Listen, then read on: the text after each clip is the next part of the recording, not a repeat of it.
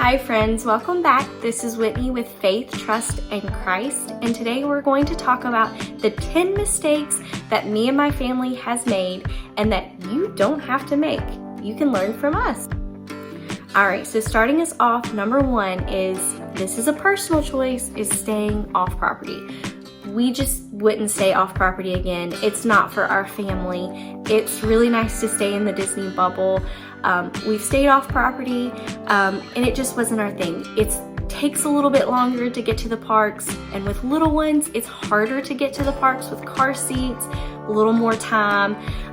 We just personally would rather stay on property.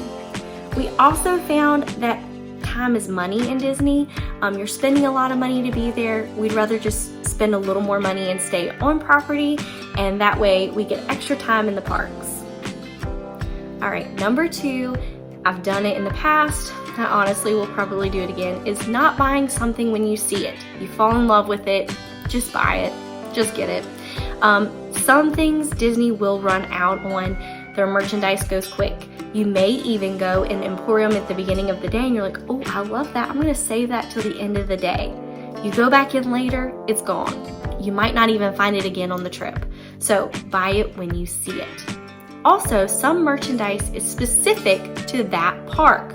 So Monday you go to Magic Kingdom and you're like, I'm gonna buy all the stuff I'm gonna give out or take home at the end of the week on Friday when I go to Animal Kingdom. You might not find it there. So buy it when you see it. So my biggest regret of what I did not purchase, and you're gonna say, oh, that's silly, that I purchase every single time we go on a trip now, is a Mickey balloon for my little ones. Our first trip with our son, he wanted one so bad, and my husband was like, we don't need that, he don't need that, it's okay. And my little boy cried, and it was just sad, and it was one of those regret moments that as a mom, you're like, I just wish I would have done that. So every trip, we always get them a balloon from now on. So my number three is not enjoying your resort. You're paying for it, specifically if you're on property. Take the time to enjoy it. Either build in a resort day, or if you come in early in the day, take the day off instead of going to a park and just enjoy your resort. Get to know your resort, see what it all has to offer. It's really nice. You're paying for those Disney prices. Might as well enjoy it. So my number four mistake is not reading food reviews before I went on a trip. Read them. Quick services and restaurants specifically. Don't waste your money, read the reviews. You also might find things that are more catered towards your family. Specifically Magic Kingdom, I absolutely love Columbia Harbor House, whereas some people don't like seafood, so it might not be best for your family. Just read those reviews and you'll be all set, and you'll have wonderful food all of your Disney trip. Well, hopefully. All right, number seven. Not asking a cast member for help. Just ask them. Get over your pride. Don't be like me. Just ask them for help.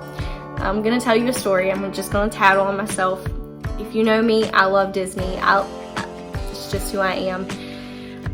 Last trip, we went to Hollywood Studios, and my husband didn't want to fold up the stroller and get on the bus. And I was like, oh, we can get on the Skyliner and go on over to Epcot. Because I saw where you can get on the Skyliner, and there was like a little pathway, and you could ride the monorail over to Magic Kingdom and go to the Grand Floridian where we were staying at. Well, y'all, you can't. That pathway is closed. So we rode the Skyliner on over to Epcot. We didn't have park hopper, so we couldn't go into Epcot to go to the monorail. So the cast member was so nice and said, I'm so sorry, you're gonna actually have to walk down to Beach Club and get on their buses and hop over to Magic Kingdom. From Magic Kingdom, either get on the boats or walk to the Grand Floridian. It would saved us about an hour and a half if we'd have just got on the bus at Hollywood Studios instead of having to go Skyliner to buses to walking to the Grand Floridian. So don't be like us, just ask a cast member. You'll be all set. Number 6 is wearing the wrong shoes or not breaking your shoes in. Make sure those shoes are comfy before you go. If you want to buy new shoes before your trip, make sure to break those in a couple months in advance. Make sure they're super comfy and you know those shoes. you are ready and you're prepared. I also like to bring a couple different pairs, bring 2 tennis shoes, a couple different pairs of sandals. Make sure that you are comfy and you are ready to walk all day. You're gonna be putting in a lot of mileage. You need comfy shoes. All right, number 7 is knowing your budget. You need to know what you are wanting to spend, what you can afford before you go. Write down your resorts, go ahead and look at those food menus, get the prices for those, do your budget that way.